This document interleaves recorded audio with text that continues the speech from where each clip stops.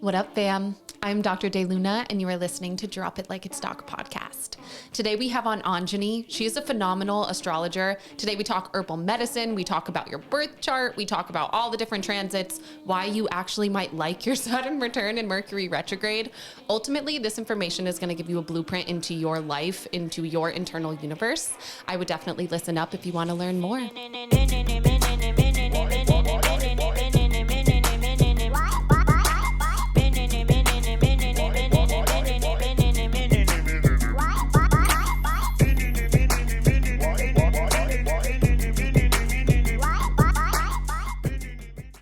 Hi, Anjani. Hello. I am so happy that you agreed to have this conversation with me. Truly, I am. I don't know where it's going to go, but I know it's going to be amazing and all about astrology and all about who knows what in this universe. Yes, definitely. Thank you so much for having me. You're so welcome.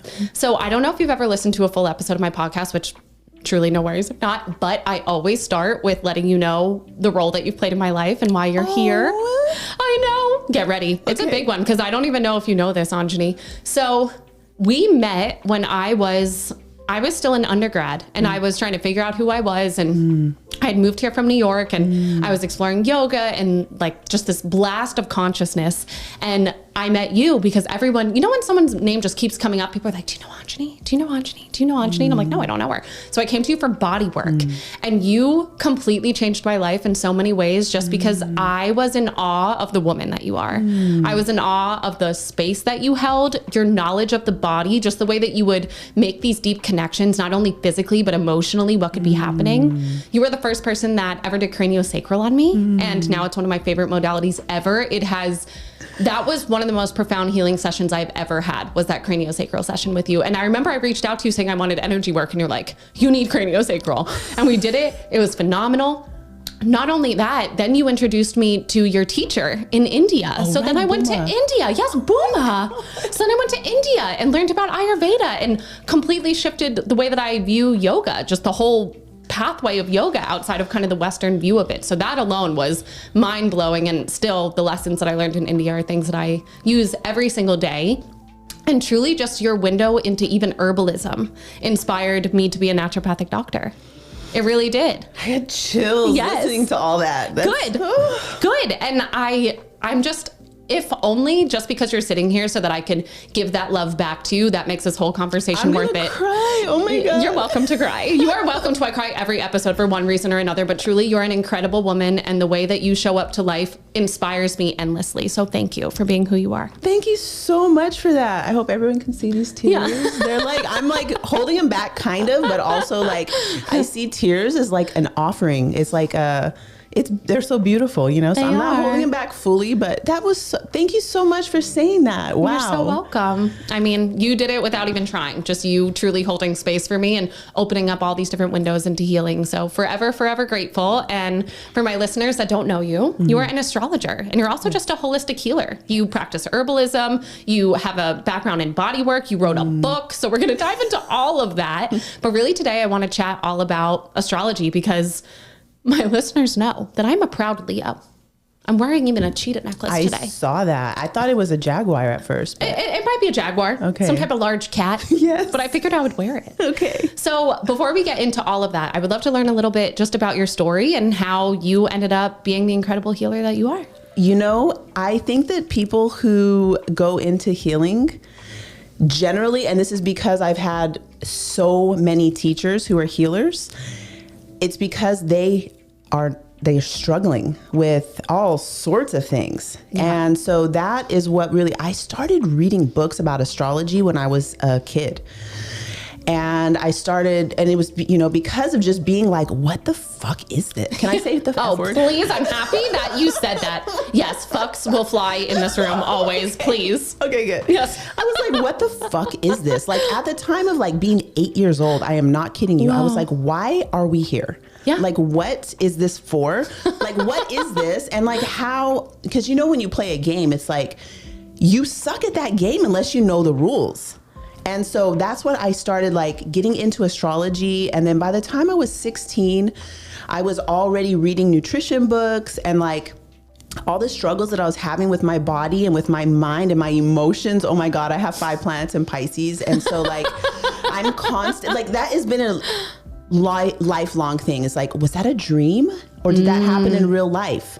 And then like, oh my God, I wake up from my dreams crying, seeing dead people and like, what, you know, so I got into everything about healing because of I don't want to call it a dysfunction, because in indigenous tribes or, you know, like, let me just use the Aztecs. If there's a person who's like dreaming and not knowing if it was a real thing or not, we might call them like schizophrenic or something like that. But that person was a healer. They were a shaman. They were a mystic. They were something that was like going to be trained to have a role in the tribe that was a healing role, that was something beneficial. So now I'm like, oh, okay, so I need to learn these things about dreaming and what is this and what is that. And then like you studying so many things, it becomes like, what, you know, now we have access to all the information. So it kind of can get a little bit overwhelming. So that's where I'm at right now. Just like, okay, what are the most important things? What are the things that are helping me, continually helping me? And what are the things that I am doing in my community? So like being able to separate from like, okay, dream work is a thing for me. It's not necessarily something that I'm teaching, or you know what I mean? Yeah. So that's kind of where I'm at right now. Amazing. I think it's beautiful that started when you were 8.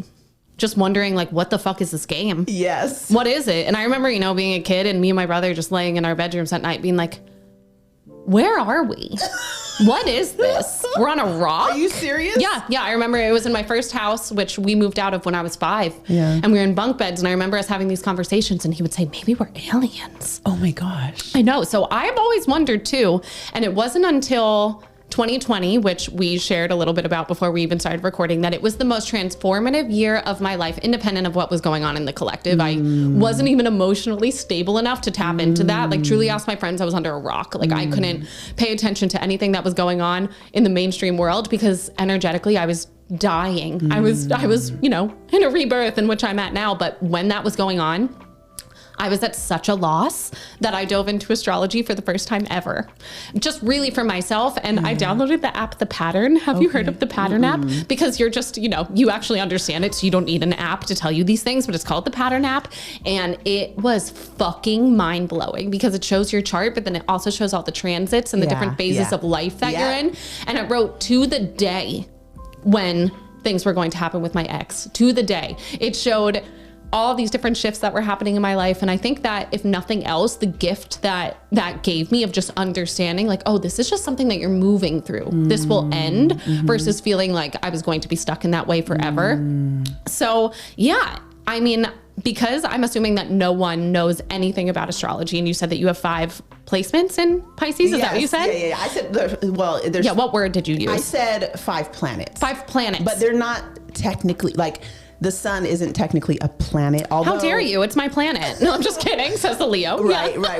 Planet means wanderer. So it could be. Why not call it a planet? But we usually will call it a luminary. But whatever, they're all planets. I have a luminary. It sounds very nice. Yeah. So 5 different things like celestial bodies would be a better, more accurate word to use for that. But it's so fun. So I would love to just walk through, if you don't mind, what the different planets represent and how that can show up, which I know that this is probably something that could be like a 3-hour discussion. We can give it to you in the quick and dirty. Perfect. My first question, how old were you in 2020? How old was I in 2020? That is a great question. I should be able to just calculate this. In 2020, I was 29. Oh, okay. Yeah. So it's the end of your Saturn return, basically. Okay. Yeah. So that's when I hear people telling a story about like, oh, this is happening, all my blah, blah, blah, whatever. It's like, you can pick out the stuff that's happening and you're like, oh, I bet you're in a Pluto cycle. And then they'll tell the story. And because of the material that comes up, you can because everything is co-related. And so if it's a Pluto cycle, it's crazy because there's certain plants that are Plutonian in nature. And so those plants are allies for that particular cycle that you're in. This is so cool. Yeah. So there's a timeline that you can, like, I can ask you. Okay. Ask me anything. When people are around age 50 and they're like, there's something that happens at 50 that only happens once ever. And it's crazy. But when the things that people are saying, I could tell that they're in that cycle. But you can be in a cycle, say you were in a Saturn return, but Saturn could have been on, like, right now. Oh my God, Saturn has been transiting over my natal Mars. And so it is a Saturn initiation, but it's not the Saturn return, but it's Saturnian principles that are coming up specific to my Mars, which has to do, and I'll go through the planets. Yeah, please. I'll go through the planets. So Mars is our masculine will. I say, the way you penetrate reality with your will. That's Mars. Mars will be the way that what you fight for, what you're passionate about, what your desires are. So we look at Mars in sexual relationships because it's like your bravado and your will. And oftentimes, if you're a woman,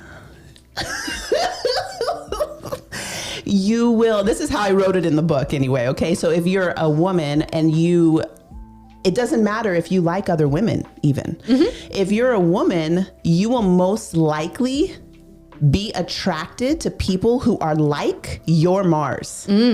So it's so bizarre, but like I can look at a chart and be like, I can tell you what you like. Yeah. And then it's like, you're like, oh my God, that is what I like. I want you to tell me. My Mars is in Virgo. What do I like? Oh my God. Okay, this is fun. It is fun. Okay, so Mars and Virgo, let's go from the outside first, which is what you would like. Yeah. And then what that tells you about you.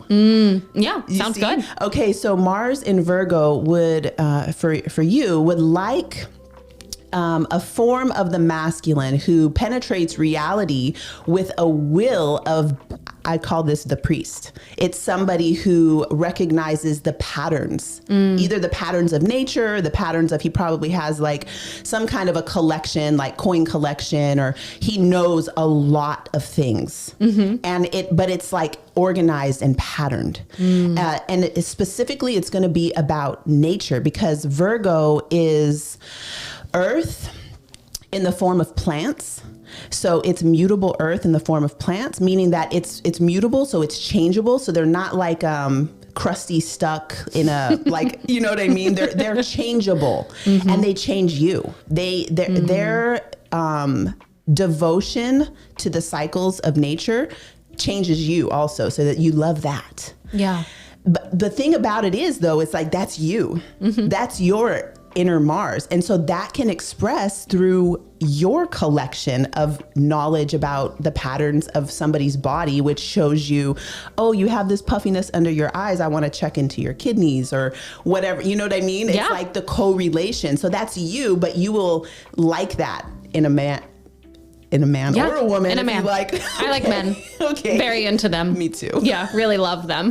Yeah, most of the time. So how did that hit? It hit pretty well. And I actually have a boyfriend, which is mind-blowing. It's literally mind-blowing. And he falls into that, I would say. Okay. He's very knowledgeable. He has collections of all sorts of different things. Okay. It's like a crystal collection. Yes. He knows how to build anything and everything. Yes. Okay, then we also take the descendant. Oh. The descendant and the Mars together are really the full picture of the archetype of the person that you will be most attracted to. I said full picture, but it's not, because there's going to be nuances. Yeah. You know? I think my descendant is Aquarius. Okay, so information. He is an intellect. Aquarius. Oh, he is an Aquarius. Yeah. Huh. See how that works? Yeah. Interesting. Yeah. Look at this. Quick question for you before we dive into the other planets. So what is the difference between the astrology that you practice and Vedic? Okay. I knew this was going to come up. Did you? Yes. I actually before I got here, I was listening to a teaching. So about this, I'm not even fucking kidding you. I'm not surprised. Yeah. So, and the reason I did that was because of the moon. And I was like, we're probably going to end up talking about we'll talk about it. Yeah. And all of that. So the difference, and the school that I went to, it was called Shamanic Astrology Mystery School. The founder of that school goes off of looking, you know what I mean? So it's like a sky-based tradition, and it's a cycle-based tradition. And Vedic, or it's actually called Jyotish. Yes. Okay, so most people say Vedic, but it's actually Jyotish. The difference is they use a sidereal. So they're looking at, you'll hear the word nakshatras and you'll hear lunar mansions, which they're breaking up the sky in a different way. Basically, that's the best thing I could say. My teacher is so brilliant and amazing, and I love my teacher. His name is Daniel Jamario, and the thing that I love about him is that he is very into indigenous wisdom and like looking at what did the people do before they had technology of different ways that we can break up the sky into 1,000 different ways. It's like, what can you actually see happening in the sky? So that is kind of the difference. And I use a tropical. That's the main thing is the sidereal or tropical zodiac. And do you find that there's overlap? There's a lot of overlap. Yeah, because it's interesting because, like I said, I use this app because I know nothing on my own. So I use the app to guide me. And I was like, oh, this is so spot on. And then once again, still confused about my life. So then I had a reading with someone. I didn't know that he was Jyotish. I didn't know. And the first thing he tells me is like, you're a Cancer. I'm like, how dare you? I am a Leo. And like Leos are proud Leos. And then he's like, well, your Mars and your Venus and your Mercury are all Leo. Okay. So even the way that he then described it, I really connected with that too. Right. So it was just really interesting for me to have kind of that pull in both directions. But again, I'm not an expert in any of this. Yeah.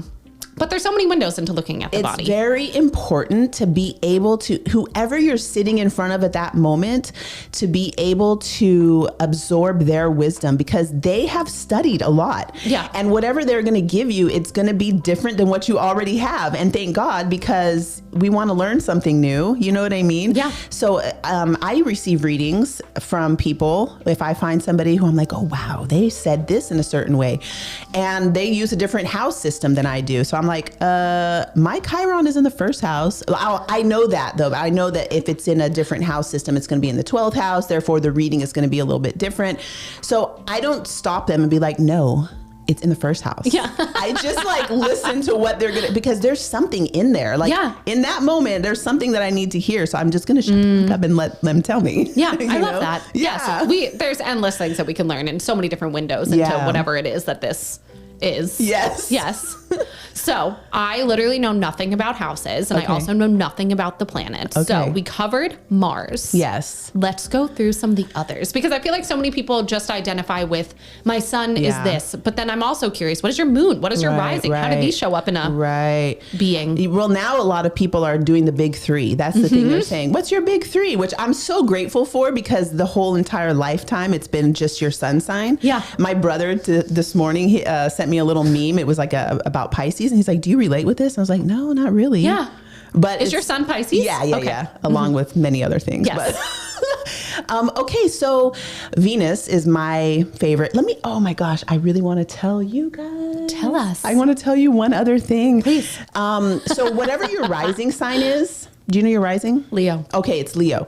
So the planet that is associated with Leo, is the sun. Yes, it is. So it gives you an idea about what is your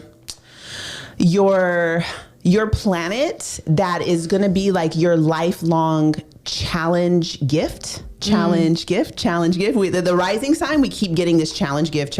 Like it's going to constantly be a struggle, because the rising is the way you rise into mastery. So you're constantly it's your growth edge. So you're constantly going to be challenged with Leo things, which Leo, in my mind, on the rising sign, it's the sun. Oh my God. So it's like the sun is like, look at me. Yes. I am bright. I am beautiful. I give. And then it's like, there's challenges with that. There's so many challenges. So we're constantly like, I am everything. And then you're like, I am nothing. Just think of day and night. Yes. You know what I mean? Leo rising is like also the other side of that. Trigger warning. That's fine. Can be like at times that the feeling of being suicidal. It's like self-loathing. Yes. Is the opposite of self-loving, which with Leo rising is learning to love themselves. So there's always going to be that. My teacher would say 2 steps forward, 1 step back, or 1 step forward, 2 steps back. Yeah. That's the rising sign. And that does resonate with me a lot. And my listeners know that I am fully open. I have no filter. And also I love my whole story because I wouldn't be here without it. Yeah. And I definitely had struggles with hating myself. And I'm sure that it will come and go. I'm not there right now. Yeah. But interesting that you say that, the gift, but also challenge. Yeah, constantly. And so going back to Venus, my rising sign is Taurus. And so this is not the accurate technical way of, like, say, ancient astrology when the charts started being used for people, because before, charts were used to know what fucking time it is.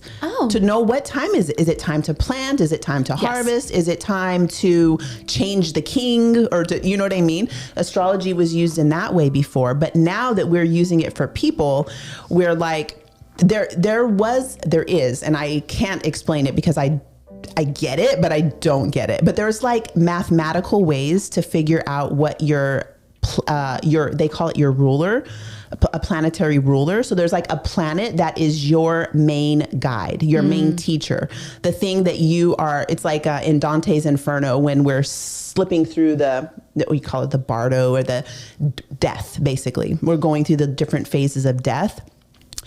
In Dante's Inferno, they show actually a planetary correspondence to, like, oh, these were all your Venus lessons. These were all your Mars lessons. These were all your Jupiter lessons, your Saturn lessons.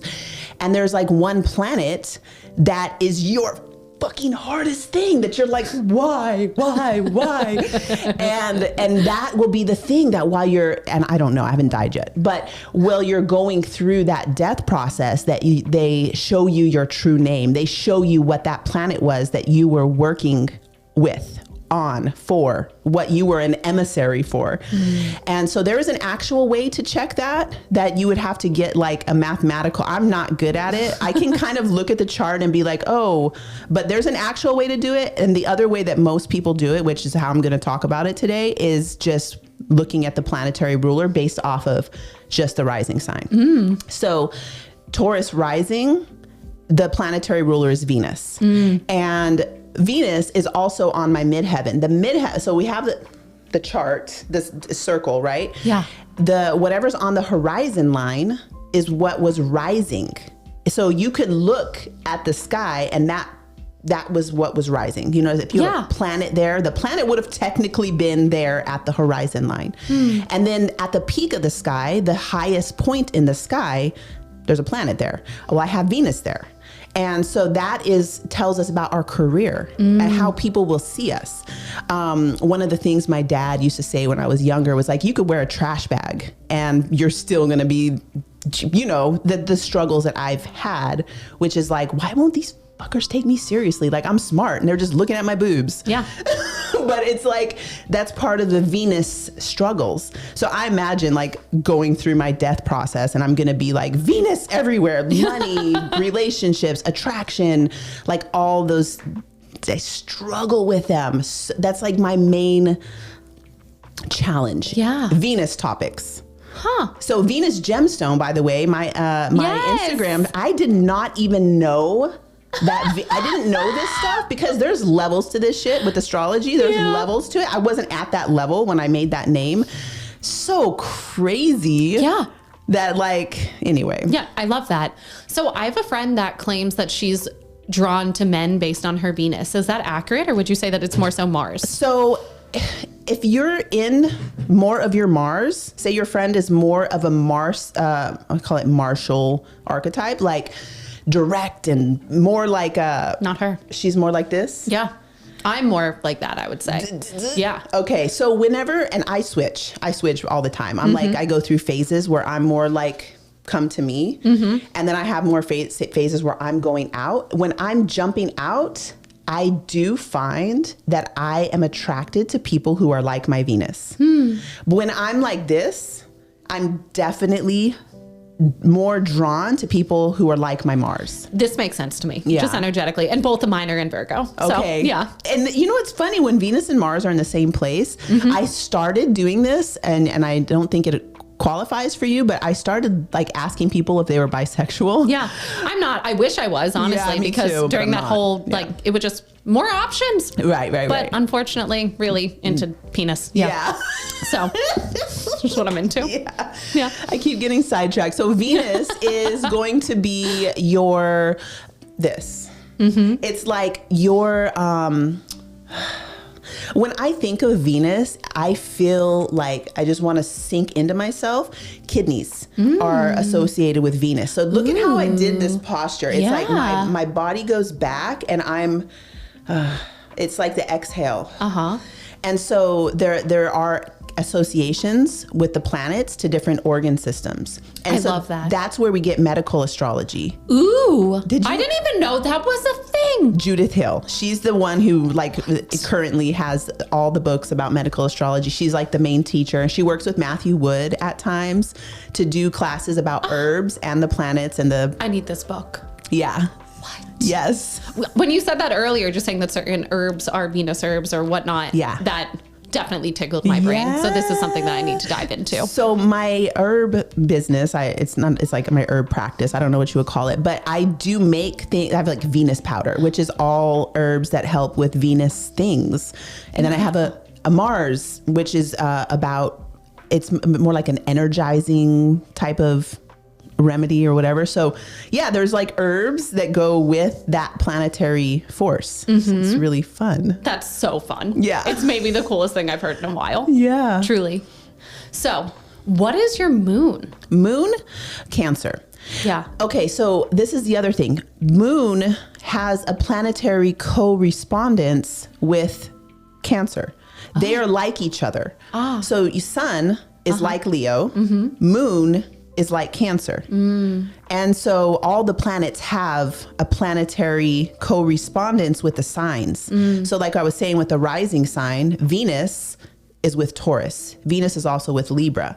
So that person you can medically, in your practice, you can look and be like, oh, I do actually, kidneys are my area of, you can see, I'm like woke up today like, oh my gosh, my eyes. And I'm like, there's no quick fix. I don't use makeup. It's like, I need to treat my kidneys. Yeah. And I need to do things like, so yeah. Yeah. What did you, moon. Okay. You have a Cancer moon. So Yeah. But what is a moon? Like, how does it show up? Okay. So our moon is going to be what is our most fundamental mood. Oh God. No, I only say that because mine, inside joke with me, my producer. We'll talk about that next. Okay. Yeah. Yeah. It's Stephen Forrest calls it the sum total of your moods, moods, over the course of your life. Yeah. So Cancer moon would be a melancholy kind of emotional in the sense of like very tuned into the emotions. Actually, in Egypt, they had professional mourners. And the reason is because when the person dies or is sacrificed or whatever the circumstances may be, they would need the energy of crying. Wow. To move that person's soul through whatever you call it, the Dante's Inferno, the Bardo, to move them through that death process. So now when people die, I'm like, come on, give me a call, because I can fucking cry at the drop of you just tell me Epic. I will cry. Yeah. And that's a Cancer moon. Like, Yeah. Yeah. I mean, Pisces, then Cancer. Yes. Yeah. I love it though. Yeah. Now, since we've connected since I met you, and I probably knew that you were a Pisces, I just am surrounded by Pisces now. So I feel really? like I just know them so much better than ever before. I love a Pisces. Good. And that dream world, like you said, just very dreamy and, out there a little bit, but love it. It's good for me. Yeah. But the reason why I said, oh God, earlier when you said the sum of your emotions is because my mood is in Gemini. Oh. I know. Yeah. Why does everyone think Geminis are crazy? Oh, because they are? Yeah. Sorry, I'm just kidding. everybody's crazy in a different way. Like when I think of crazy, I actually think of a Scorpio moon first. Oh God, yeah. Yes. But Gemini, okay.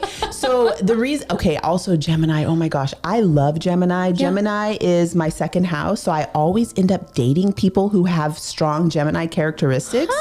And the reason for that is like second house has to do with security, with money, with pleasure. So I will always fill that house by meeting somebody who has those characteristics. So Gemini as a moon is going to, it's funny too, because I will tell people like when you need to rest, to recover, to recuperate, go into your moon. And for you, it's like read books and talk to a lot of people and go to a festival. Like, is that relaxing? No, it's not relaxing at all. What is relax? Like what? So when you've extended yourself too far, and then I would say like you've been doing too many of your rising things, you've gone too far into like, let me explore this uncharted territory of my rising, and you get overwhelmed. And then it's like, I need to go back into my moon. Yeah. And I need to regenerate, recuperate. How do you do that? Personally, when I need that, I like to lay in the sun, which is, I guess, very Leo, but that's maybe my happiest form of existence. It's just lying, listening to either music or, nature sounds ideally if I'm in nature, and then feeling the sun on my skin, or like taking a bath, going in a sauna, just like a spa. I could exist in a spa forever and I would never get tired of existing in that spa. But that doesn't sound very Gemini at all. No, it doesn't. No, but that's usually what I need. Who knows? Maybe sometimes, maybe your moon is in the fourth house. Yeah. Yeah. Let's talk about these houses. I don't know anything about the houses. Yeah. Okay. Yeah. So basically think about this. When you remember we were talking about earlier in India, when you have a birthday, so when you're born, you're in your first year. Yes. So you're in your first house. Okay. That's whenever you're discovering, like, I think of it like how you're emerging into this thing. So Leo rising is coming in like, look at me, and like having this like big, and the other thing too I want to mention about Leo, I think of it as Christ consciousness in a way, because it's the sun isn't like, look at me. The sun is like, I fucking love you. Yeah. And so I'm going to shine on everything like equally. And it's the biggest form of love. And so that is loving yourself too. So in the first house, we learn how we are emerging into this thing. The second house, you say you're now in your second year, you're turning 2, or you're 2, and that's whenever we start learning about our tactile, what do I need to survive this thing? What do I need to survive this thing? That sums up the second house. Like, what do I need to be able to sustain my physical existence? That's second house. You can call it money, security. Most people will say security. What do I need to be secure here? Yeah. First house, who am I? Second house, what do I need to be here? Third house, now we get into speaking. Now we're going to start communicating. This is the house of siblings. So it's like how you bounce information. Are we aliens? Yeah. Like that's how you start to learn and to communicate. That's the third house. Fourth house, we get into the dynamic of where are we from? Like where, and so the fourth house, when we look at it on a chart, it's going to explain, I call it the wombs you come from, your lineage. It's also going to be the lowest part of the sky when you were born. So it's the darkest, it's the most mysterious. In different schools of astrology, they will say that relates with your mother. I say mother, I call it the wombs you come from, but some other places will call it your father, because the father is a mystery, because the mother, you obviously know who your mother was. You don't always know for sure who your father was. Maybe not. So they will sometimes call it like this. And I find it interesting because in the wheel of the year or the medicine wheel, or everybody has this. Everybody has the northeast, southwest. And they will, in ceremonies, even in India, they honor those directions, and there's like a deity that holds that direction. And so in the fourth house, it's flip-flopped for a lot of different people. So Liz Green, in her book about Saturn and Uranus, she says, okay, you guys go ahead and fight amongst yourselves about that, because there is there's no it's a mystery. Yeah. And I love that because the 4th house is a mystery. But when we're looking at it on a chart, we'll be like, oh, this is your family of origin, your home. Okay, then we get to the 5th house. 5th house has to do with your creative self-expression. So now that you know who you are, Trying. because we're going to keep going around this wheel over and over and over. To remember. Yes, to keep finding out and to keep refining. Okay, so now when we went, who am I? What do I need to be secure? How do I communicate and think and process information? Where am I from? Now we can get into creative self-expression, which is most like Leo. The 5th house is most like Leo. And so it has this creative, rambunctious, very like, so it's like every day when you're like, I wore this special necklace today. Yes. It's like how you're going to prepare to show up as you being art, you being art on the stage of life. That's the 5th house. That's cute. And there's so many ways too, because when we get into dating or like relationship astrology, the 5th house is going to be that part in the relationship where you're going on a date. It's like, this is how I dressed. This is what I did. This is how I put my best foot forward to show up for that date. That's the 5th house. Then we get to the 6th house, and it's going to be about your daily grind. It's about health, wellness. It's the routine. I wake up, I do my dry brushing, I oil pool. It's like mundane stuff, similar to Virgo. So they all have a similarity. 1st house is going to be similar to Aries. 2nd house is going to be similar, not the same, but it's a similar thing. So whenever you're first learning astrology, you can easily map by looking at the house having a correlationship with the sign, but they're not the same. Yeah. Okay. So then 6th, daily grind. Then we go to 7th, and that's going to be where you are in community with other people. And it's typically going to be your relationship. 1st house, who am I? 7th house, who are you? And so it's that mirroring effect. Gotcha. 7th house is also going to be, when I'm doing a reading, I'll say, this is who you have for dinner, who you have over for dinner. Yeah, who you're eating for dinner. That's going to be the 8th house. Okay. Yeah. But 7th house, who you're having over for dinner. So it's not just your friends. You don't just have your friends over. We are friends, but we've never had dinner at each other's. You know what I'm saying? Yeah. That's more 11th house, which is, and people get this confused a lot. And I think it's a way of bypassing the fact that we need interpersonal relationships. Those people who come to dinner know you at a different, they saw the fucking dust on your baseboards or whatever. You know, they know you different than people in the 11th house. So romantic relationships are going to be in the 7th. Yeah. And then 8th house is one of my favorites, sex, death, rock and roll. It's actually legacy wealth, your inheritance from your ancestors. I love the 8th house so much because people are so freaked out by it.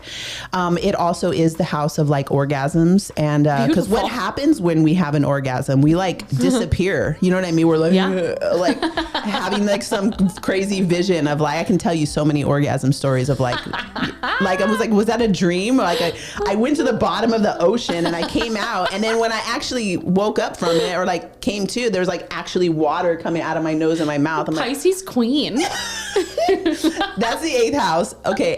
Also, 8th house is that place that we go when we die. And so I call it our dead people.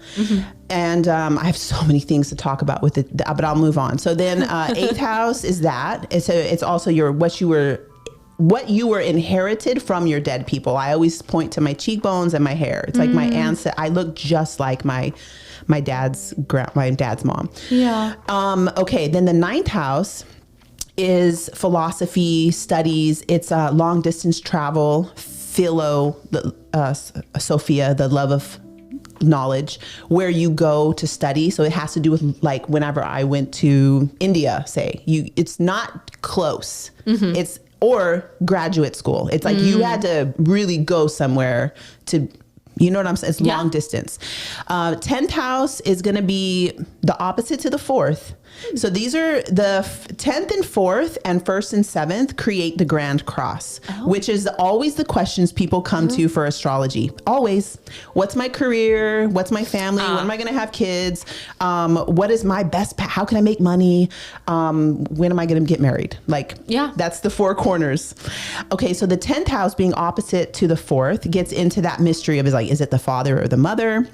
But it's going to be how you show up in your community. So people are like, whenever I was like doing all my psychic things and people were like looking at me like, oh, she's psychic. She sees dead people. She told me that you know what I mean? It's like, that's how the 10th house is like people who don't really know you, but they kind of know what you did or what you know, that's the 10th house. And people will AKA call it your career. It's how you're known.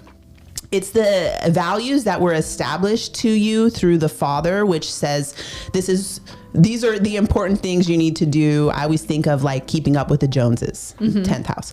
11th house is our goals, dreams, and aspirations. This is also what I call like when we go to a conference, like when you go to a conference, it's people who are your peers. They all have the same goals, dreams, and aspirations. People will often call that your friend group. It's not quite friends. It's like who you know, they share a common vision. Vision is a key word for the 11th house. It's also where the money that you make from the 10th house. So they call it like a downpour. We go from the 10th, it pours into the 11th. And then the 12th house, I love equally as much as the 8th because it is a complete mystery. The 12th house is going to be your dreams, spirits, everything that's numinous and unknown, the collective consciousness as we experience the collective consciousness, which is often through our dreams bubbling up. And then if you don't handle that well, then it becomes mental health institutions, it becomes prisons, it becomes self-undoing.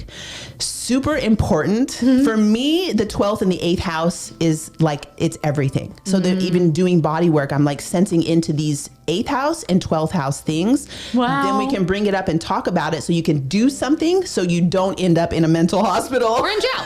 Or in jail. Yeah, that's good. Yeah. How incredible that you can feel into this while doing body work. Yeah. But I mean, I experienced it firsthand. The things that you would say to me, I'd be like, what? Yeah. What? Yes. And that was when I was first, it was actually in India, which again, I only went there because of you. Yeah. But it was when I was in India that I met this collection of women who are from Bahrain, which I'd never even heard of Bahrain, but it's close by to India. So I'd met them and they were just telling me all about the auras that they could see, these intuitive gifts that they had. And I remember just feeling jealous, but also I'm one of those people that if anyone around me can do something, it unlocks something in me. And I go, oh, if they could do it, I can do it. I just have to keep trying. And you were a big part of that just because of the gifts that you had and the things that you would bring up and just also your confidence in your gifts. It inspired me to try to play around with mine. So just something else that I can give you gratitude for. But it's incredible when we open ourselves up and almost widen our filter, what we can allow in. But there's so much distrust related to that. Yeah. And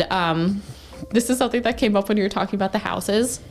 When I had a reading, and I don't know if I'm butchering this, something was in the 7th house for me. Something was in it. Maybe Saturn. Saturn in the 7th house, maybe. And they told me that I will not get, like, my love life is going to be a mess until I'm 35. Is that a lie? Yes. Okay, great. Let's say that's a lie. I want to do something to that person. Okay, cool. We can do that. That's no problem. Oh my gosh. Yeah. It is a crime. Yeah. To tell somebody something that is a definite about them based off of where the planet was when they were born. And this is the reason people don't trust astrology. Yeah. I don't like that. Yeah. I asked him, I'm like, should I not date then? Like, should I just not try? Oh gosh. So that's not true. So I have a thing in my 7th house that astrologers, they're not, I don't know what they are. I don't even want to call them astrologers, but they'll like, I have Uranus in the 7th house, and that in traditional, I don't even know what to call it. Like,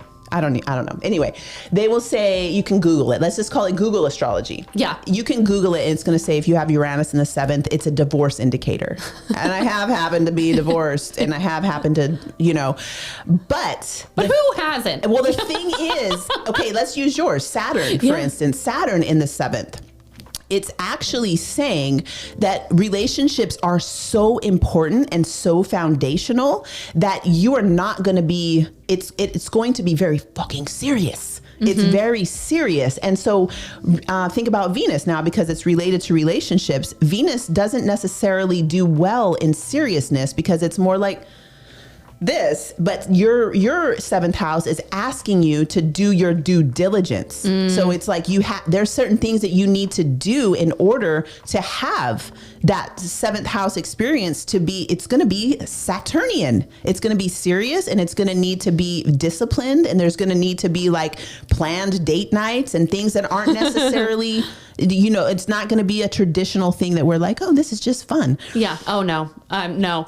I remember when I was dating, and, here in the California world, it's so nonchalant and so casual. And I'm like, there's nothing about me that is nonchalant. I am chalant. That's what I would say to my friend. I'm like, I am the queen of chalant. Yeah. Like, let me know what you want.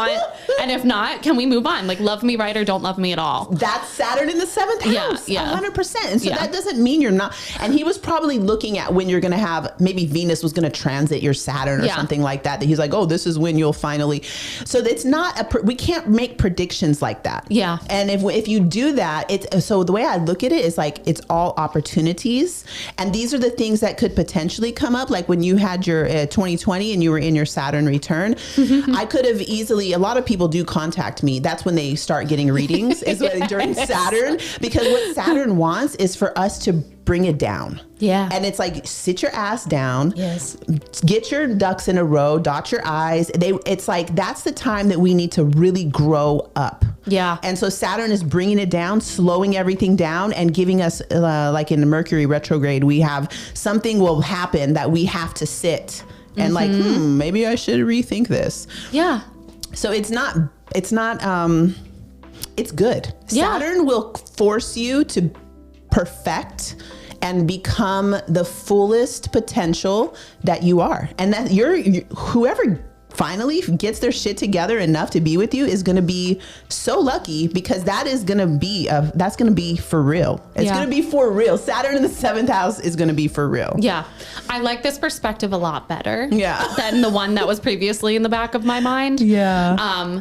And I also love just your perspective that you have on Saturn return and Mercury retrograde. And I would love to talk about that a little more, because one other thing that I love about you is that you are, of course, someone that is tapped into all of this, and you are spiritual, but you're also like a down ass bitch. Yeah. Like you're like exactly. You are on this earth, and like you'll like say the real thing other than just kind of just skipping around whatever it is. Yeah. So, and just being in Southern California, everyone's like, Mercury retrograde, be careful. Yeah. So how would you explain what Mercury retrograde is? I love it. Yes, beautiful. I love Mercury retrograde because it brings something back. I'm going to give you an example. Last time Mercury was in retrograde in Capricorn, it was 2016. And so whenever I was like, oh, 2016. So what was I doing at that time? I wrote so much material at that time. That's when I published my book. Wow. And there's a whole bunch of other things that didn't make it into the book that are like little PDF books, we can call it. So I was like, oh, Mercury retrograde, let's bring one of those back. Ooh. And so I brought one back, and now people are ready for it now. Yeah. It's called Embodiment of Astrology. So it's like Venus. Kidneys. I'm ready for it. Yeah, everyone's ready for it now. Maybe back then it wasn't ready, So Mercury retrograde brings things back. And if you have any astro literacy, you can look back to the last time that Mercury retrograde happened, and you can like be really technical and like practical with it. Yeah. If you don't have that, it doesn't matter, because you don't really need it, because you have you, and that all the astrology is in you. Like you have your Mercury, I call it your CPU, your central processing unit. Yeah. So you can just like, oh, what do I have back there in the files that I would like to bring back? But most people are not proficient with that stuff. Yeah. Life is happening to them. And so they're like, oh, Mercury retrograde, stuff is happening. Don't send emails. And that's, and don't do this, don't do that. That's fine, because if you don't like, I always tell my kids, like, if you guys don't want to do my lifestyle, go get your immunizations. Yeah. If you guys don't want to do you know what I'm saying? Like, you can't live in both worlds. For sure. You have to like kind of pick one and like do it. So Mercury retrograde, if you aren't going to get astro literate, that is totally fine. Yeah. And then don't send emails. Yeah, for sure. You do you, boo. Yeah. So when you were speaking to that, so does that mean that you can correlate to when Mercury is in retrograde in the same planet, and that's when you look back into the past. Yep. Because right now, is it in Capricorn Yes. too? That's what you're saying. Yeah. Okay, that's interesting. So and it always follows. It'll be in Earth signs for a whole cycle. So all the Mercury retrogrades will be in Earth signs, and that's because of the way Mercury moves. It's fast. It's like the sun almost. So this is one of the things I think I would say bothers me is that just putting a blanket statement on Mercury's retrograde, therefore I'm going to be late, I'm going to forget things, I'm going to, it's like, okay, but why? Yeah. Because then if you can answer why, you won't be late. Yeah. So knowing Mercury's retrograde, I told my house, hey guys, I got to leave here at 10:30 today because I need to be there at 10:45 because we're starting at 11. That's like a Mercury retrograde, like, let's make sure we nip this stuff in the, Yeah. It's practical. And all the planets are like that. So if it's like, if it's a new moon, a new moon is going to be in a different sign, which is going to entail different material. If Mercury retrograde is in a specific sign, that is going to bring up different material. Yes. Okay. Good old Capricorn. Yeah. Yeah. So what is coming up in this Capricorn Mercury retrograde? Yeah, cool. So Mercury started the shadow phase in Sagittarius. So that means it went like this. Then, shadow phase is like the beginning point of where, shadow phase goes through, then the retrograde starts. And then after the retrograde starts, it goes back to that beginning point where the shadow phase was. So all the interactions that Mercury has with different planets, that is what gives us the overtone of what we're working with. So I read the astrology every day, every single day since 2016. Epic. Every day. Yes. So the thing that I can tell you about this retrograde is that it has interactions with Jupiter.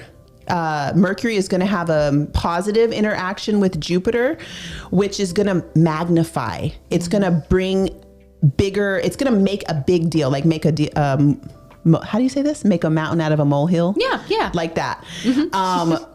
About resources, about government structures, and how we are governing ourselves, how we are the authority of our own lives. And I've been feeling this like as a thing where I'm like doing my life and I'm like, am I doing the best I can be doing right now? And I'm like, it's kind of annoying because that's how Capricorn is. It's related to Saturn. Capricorn is the planetary co-respondent with Saturn. So this retrograde is like really calling us to be the authority of our lives. If there is no, I'm pointing behind me because I always think about like, there's nobody behind me who's going to save me. There's nobody behind me who's like, hey, I'll pay your phone bill for you, or I'll pay your rent. There's nobody back there. Yeah. Like I have to be the one to make sure. So I have little things set in place. And so during this retrograde with Mercury, we have a chance to like rethink how we are structuring our lives.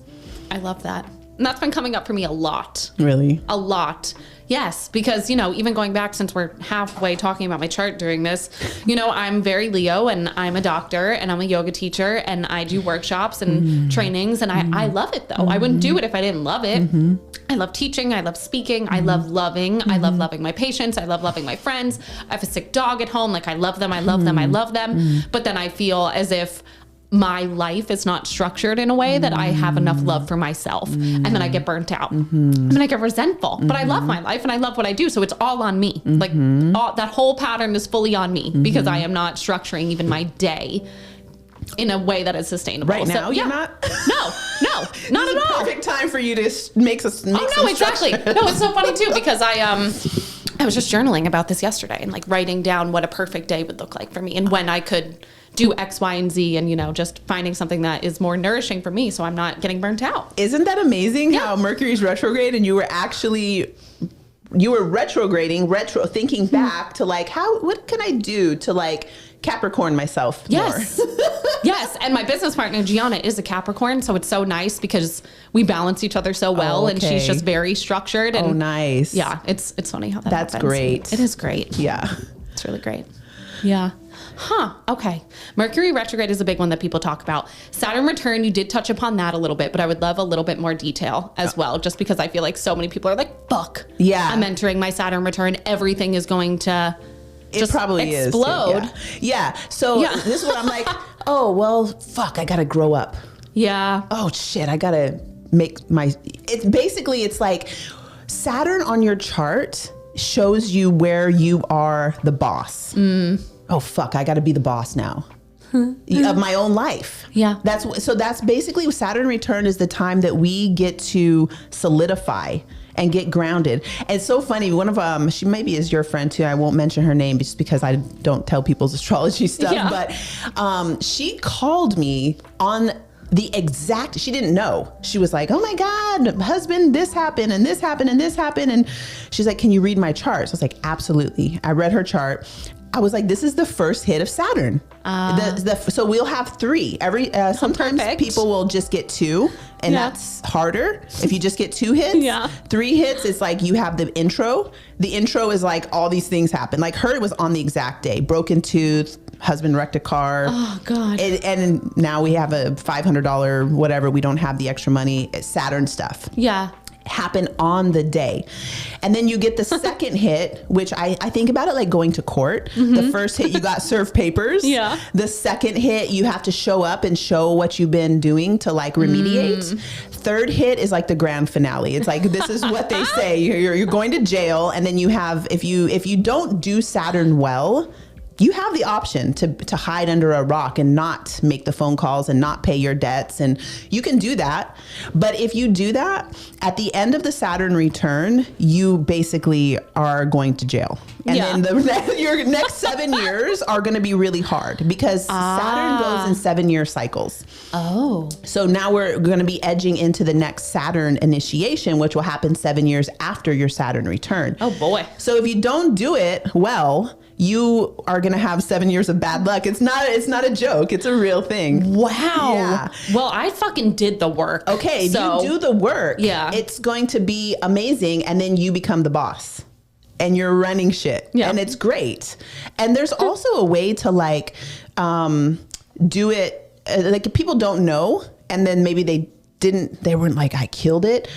There's also this other thing, which is like, if you just do Saturn, by the time you get to your Saturn return and you've been living a Saturnian life, which means you've been structured, you've been having your platform for yourself, you've been doing that stuff. By the time you hit your Saturn return, you can see those people because they become the boss without having to go through because they've been doing it all along. Yeah. You didn't let the bills pack up and the unpaid parking tickets pile up. You did your stuff. Yeah. So at the time now it's like an advancement.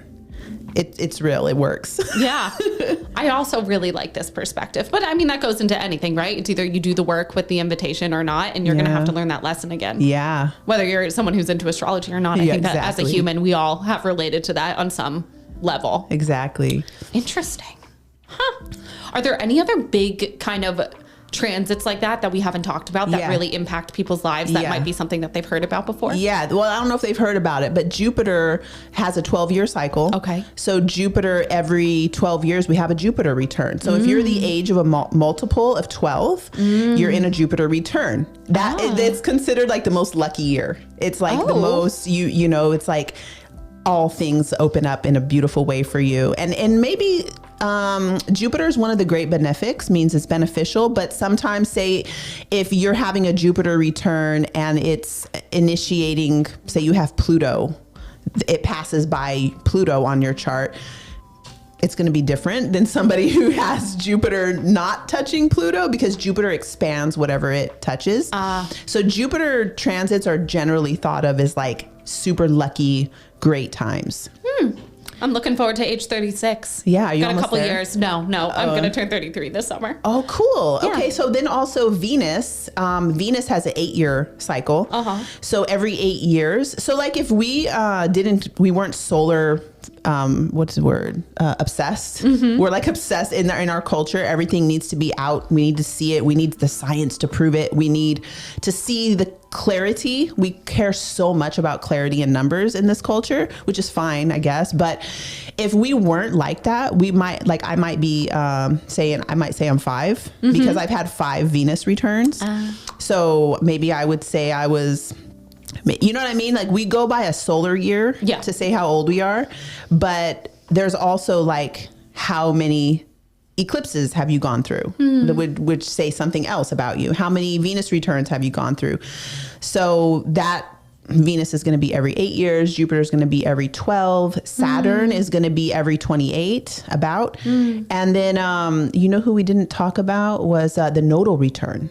Let's talk about that. Yeah, the nodal return, when you're 18 is when you first have your very first nodal return. That is like when you have to step out on your own. It's like you showing the world, my son is going through this right now. So I'm like, oh my gosh, you're in your first nodal return, and he's doing it. He's like, got to step out and like start college and get his own bank account and like show up. We have our second one around 37. 37 is the good one. It's really good because now you've had some time to develop your career. And that nodal return is usually, it's like all your weird little nuances that used to be like, you're like, oh my God, I'm so weird and I do these weird things. Now all of a sudden everybody's like, oh, that's really cool. Oh, she's the one who does shamanic, whatever. And then people are all going because now it makes sense. So that's the nodes. The nodes are what tells us what time it is. And that's what tells us what eclipse seasons we're going to be going through. So it's pretty important. This whole conversation has just made me want to learn so much more about it. Honestly, it does. And I'm so grateful that I have someone like you in my life that I can nerd out about with it and ask you for all the resources. And just because I have a feeling that we are nearing that time, the end of this conversation, which I could talk to you about this shit forever. Literally, I have so many questions about herbs, and we didn't even talk about the moon. Oh my God. Okay, no, we just need like a quick 2 minutes to talk about the moon. We have to. We can't end this without talking about the moon. And something that you even posted this week that I loved and shared for those of you that follow me is that you were speaking to how, the new moon, because so often, I think that I love that we live in a little bubble here in Southern California, but also I hate it at the same time because I'm not a love and light kind of girl. So sometimes these little gatherings and whatnot, they just hit me in not a great way. But everyone on the new moon always talks about how it's time to plant seeds and to manifest and all of that. But I mean, we just had a new moon and both of us are bleeding right now. So can you speak a little bit more so about the energetics of the moon and what you... Just anything that you want to share? Yes. I actually made a whole course about the moon, like mapping the moon through your body. Do you know that in yoga, there is an actual breath? The chakra system actually is a map of our body. It's the seasons through our body. It's the different vibrations as our breath hits different parts of our body. It's the sun and moon merging together, Shishum Nanadi. And, everything about the whole chakra system is associated with the sun and moon merging together, uniting inside. Wow. No, never knew that. Yes. Yeah. And so the thing is, moon, I think of new moon being the crown of the head. When we're going to inhale, it's going to pass through. We're bringing lunar energy down, expanding, reaching down. The diaphragm pushes down on the pelvis. And then it's solar energy down here. It's that passion, the fire, our blood pulsing through, that's the lower Kundalini. We have an upper Kundalini and a lower Kundalini. And so the inhale, on the exhale, the sun rises back up and meets again. So this is the solstice, actually, solstice point, sun and moon joined together at the crown of the head. It's a death. We just ended our breath. It's a cessation of breath. So we pause. Fucking pause. Just pause. Yeah. Be in the unknown. Let yourself feel what didn't come through. I have never tried to have a baby, but I hear people who have tried and they start their period. It's fucking sad. Yeah. That they were like really trying to conceive and they couldn't. Grieve that. Yes. And for men, I actually made something called Temple of the Moon for men to get in touch with their moon cycle. So they don't bleed, but it's like, what projects did you have that didn't go through? Yeah. What failed? And then also it's like, what did go through? But we need to take a moment to think about and like let it process what we didn't achieve or what, be in the pause. And then traditionally, new moon actually started, guess when? When you can see a new moon. Yeah, okay. You know what I mean? Yeah. It's dark. There's no moon at new moon. Yeah. It's dark because we need to be in the darkness. And then once you see that first tiny crescent, that's when you set your moon intentions. This makes the most sense. And it's growing. So you put that in and you grow, and it goes along with follicular phase of our cycle. Then we grow, and then we get to the ovulation point of full moon. And that's when it's time to like celebrate and get together and whatever else you're going to do for ovulation. And then we start to wane. And then that's whenever it's like, that's when we start getting we need to move the furniture. We have energy in that luteal phase, or you say luteal. Yeah. That's when you're able to like that's when shit gets serious. And I'm for me in relationship with men, I'm always like, oh, I'm just gonna let you know in advance, like this phase, I am very like, I don't have any like sarcasm. If he says something, I don't get the joke. I'm like, what? Huh? What does that have to do with anything we're supposed to be doing right now? Yeah. Amazing. And I think just as a collective, so many people don't like the pause. Yeah. They don't like even the grief, the release. It's just on to the next. Like that didn't work out. I barely even have time to grieve it and feel it. Let's just immediately move on. And as someone that bleeds every single month, my body will shut me down. Yeah. It shuts me down. You have to feel, you have to grieve. I love crying. I mean, I don't have a Cancer moon, but I might because of how easily I can cry. Yeah. And I'm grateful that you shared that. And then I hope that for some listeners, they might have tapped into that. They're not allowing themselves to do that. And then also I find for myself that when I work with women, and this came up on my podcast last week, that usually in the luteal phase, they start to get really annoyed with things and just more snappy and on edge about things that have been bothering them throughout the entire cycle. But it's just around that time that they're ready to kind of see it and voice it. But if they don't, then it will turn into resentment because then they wait, and then it kind of creates this whole new cycle. And, but also just being someone that is like very blunt and open, I'm not good at that. Like you can read my emotions always. So I've never fully understood that kind of suppression. But in those individuals, their periods are terrible. Oh, they're terrible. It just shuts them down. They feel, and because it's almost as if their body's like, you're going to cry. You're going to lay down and you are going to cry and you are going to feel. Because I also have babes that, are lifting heavy weights on their period and doing things like that. And it's just this kind of disconnect. So just want to sprinkle that in a little bit. Yeah. But yeah. Sweet moon. Well, Anjani, I would love to give you the stage to see if there's anything that you wanted to share, whether that be a love bomb, a truth bomb, a knowledge bomb, a shout out to someone beautiful that you have created in your womb, whatever you want to do.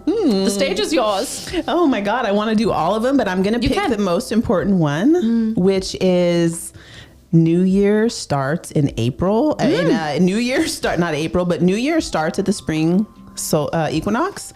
That's the main, that's like going to be a knowledge bomb I want to drop, because before the calendar reform, the British, even I'm just saying British because it's like, it's not just people who we think of that would be touched in with the earth. It's like everybody used to know that the new year started at spring. It didn't start in the dead of winter. So speaking again to the fact that we don't like the pause. Winter time, why are we having a party and making a New Year's resolution that we're not going to keep for a week? No. So that would be the thing I would like to leave everybody with. Like, New Year is actually the direction north, which is associated with our dead ancestors. And it's the very deeply buried wisdom of our ancestors, the lands that they come from and where we come from, and the genetic information in our bones that is associated with that wisdom of our ancestors from that land. So getting in touch with the land that we're from and the land that we're on, and like really getting in it and being in it and letting that wisdom come through, and be in the winter more than just a day. Be in the winter until winter is over. Yeah. And nourish with the foods that you would use for winter. Go in India, we had rainy season, which was like winter. So we stayed in and read the sacred text and did games with we didn't have TV or anything like that. So we just played games with our families and read things and sang songs and like be in that phase. And then at spring equinox, that's when you burst forth and you spring forward, and it's like the sun rising. And so you have that whole energy of the universe that's like literally bringing your resolution or whatever you call it out into the world. Yeah, this makes sense. And the new moon is an inner winter, right? So it's just that whole cycle, just in a different kind of map, which is beautiful to kind of complete this with. And because I know for a fact many of my listeners are going to want to work with you, do you mind sharing how they can reach out to you and connect with you and your offerings? Yes. I actually was like, should I give them a little discount for my moon course or something like that? I mean, if you want to, but I think that you're worth whatever you want. Cool. Yeah. Okay, so no discount. Just kidding if you want to. Just kidding. I'm just so funny. The best way to find me is on my, it's just easy to go to Venus Gemstone on Instagram. And then my link tree has everything. But I really would love for people to at least, I think I have a little free beginner course. I don't know how much moon material is in there, but the moon material is really good because it's in your body and there's little activities to do every day. There's something that you can do every day that keeps you in sync with the moon, and you're able to track where the fuck am I? Where am I? That's the thing. Like, what time is it? We don't know what time it is because our calendar is weird. What is it? Yeah. Epic. Yeah. I will be purchasing or downloading this, whatever it is. Truly everything that you do, I'm a fan of.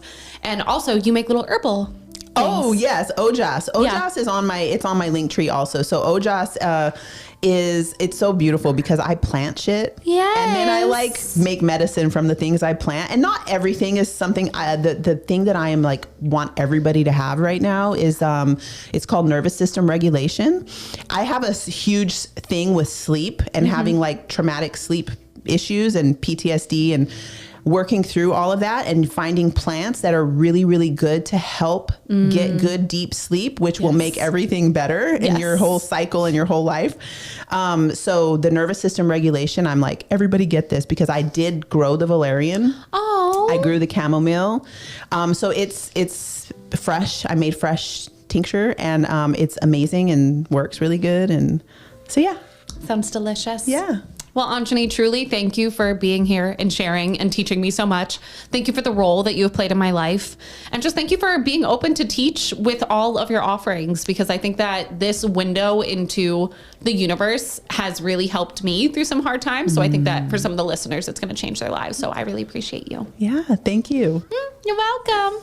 Thanks for being here, fam.